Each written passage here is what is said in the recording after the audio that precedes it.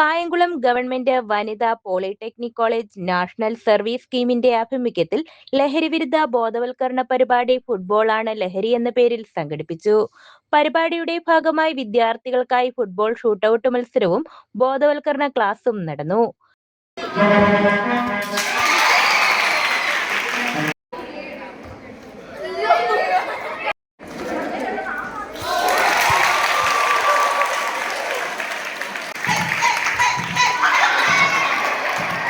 മത്സരം college principal Viju Shankar ഉദ്ഘാടനം ചെയ്തു.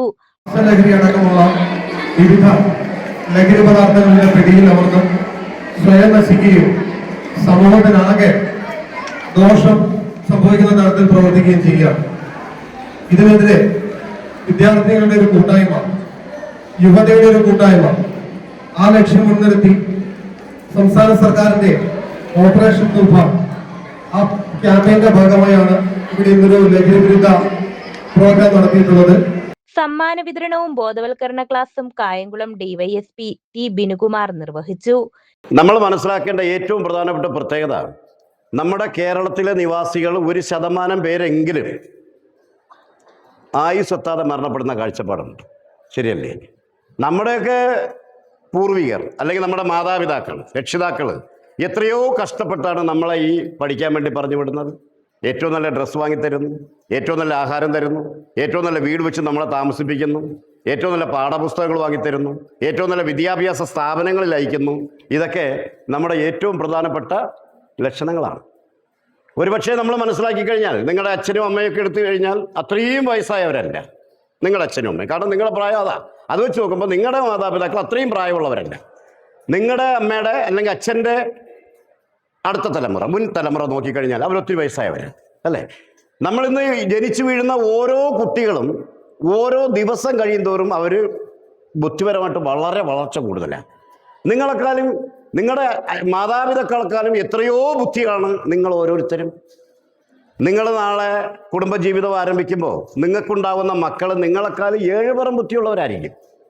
അതിന് ഉദാഹരണം, ഈ ഇരിക്കുന്ന നിങ്ങൾക്ക് ഈ മൊബൈൽ ഫോണിൻ്റെ ഉപയോഗം ഏകദേശം അറിയാവുന്നവരാണ്. നിങ്ങളുടെ അച്ഛനെയും അമ്മയും എടുത്തു കഴിഞ്ഞാൽ അവർക്ക് ഈ മൊബൈലിൻ്റെ ഫോണിൻ്റെ ഉപയോഗം എത്രമാത്രം അറിയാൻ പറ്റും? നിങ്ങളുടെ മുത്തശ്ശനെയും മുത്തശ്ശിയും എടുത്തു കഴിഞ്ഞാൽ അവർക്ക് ഈ മൊബൈൽ ഫോണിൻ്റെ ഉപയോഗം എത്ര അറിയാൻ പറ്റും? ചിലപ്പോൾ ഒന്ന് കുത്തി വിളിക്കാനും ചിലപ്പോൾ ഒന്ന് കുത്തി ഓഫ് ചെയ്യാനും മാത്രമേ അറിയാം. ശരിയല്ലേ? അമ്മയ്ക്കും അച്ഛനും ഒക്കെ ചിലപ്പോൾ വാട്സാപ്പും ഫേസ്ബുക്കും ചിലപ്പോൾ ഇൻസ്റ്റയും ഒക്കെ ഉപയോഗിക്കാൻ പറ്റും. നമുക്കങ്ങനെയല്ല. നമുക്ക് ഇത്രയും വിദ്യാഭ്യാസമുണ്ട്. പക്ഷേ ഒരു KG ക്ലാസ്സിൽ പഠിക്കുന്ന ഒരു കുഞ്ഞ്, അല്ലെങ്കിൽ ഒരു LKG അല്ലെങ്കിൽ UKG അല്ലെങ്കിൽ പ്രീ പ്രൈമറി ക്ലാസ്സിൽ പഠിക്കുന്ന ഒരു കുട്ടിക്ക് ഒരു മൊബൈൽ കിട്ടിയാൽ നിങ്ങൾക്കൊരു പക്ഷേ അറിയാവുന്നതിനേക്കാളും ഏറ്റവും കൂടുതൽ ആധികാരികത ഓരോ കുഞ്ഞിനും അറിയാൻ പറ്റും. ശരിയല്ലേ? ഈ കുഞ്ഞിന് ആരാ നമ്മൾ സ്പെഷ്യൽ ട്യൂഷൻ എടുക്കുന്നത്? ഏത് മൊബൈൽ ടെക്നീഷ്യനെ വിട്ടാൽ ഇവന് ക്ലാസ് എടുക്കുന്നത് അല്ലെങ്കിൽ ഇവൾക്ക് ക്ലാസ് എടുക്കുന്നത്? ഒന്നുമില്ല. എല്ലാം അവൻ ഈ ആർജിച്ചെടുക്കുന്ന അറിവാണെന്നുള്ളത്. അതിൽ വെച്ച് നോക്കുമ്പോൾ നമ്മളെക്കാളും എത്രയോ ബുദ്ധിശാലികളാണ് നമ്മുടെ മക്കൾ എന്ന് മനസ്സിലാക്കുക.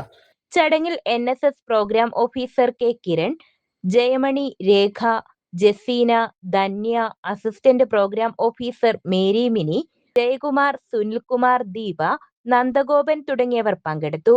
വോളണ്ടിയർ സെക്രട്ടറി നിതിക നന്ദി രേഖപ്പെടുത്തി. News bureau, Kayamkulam.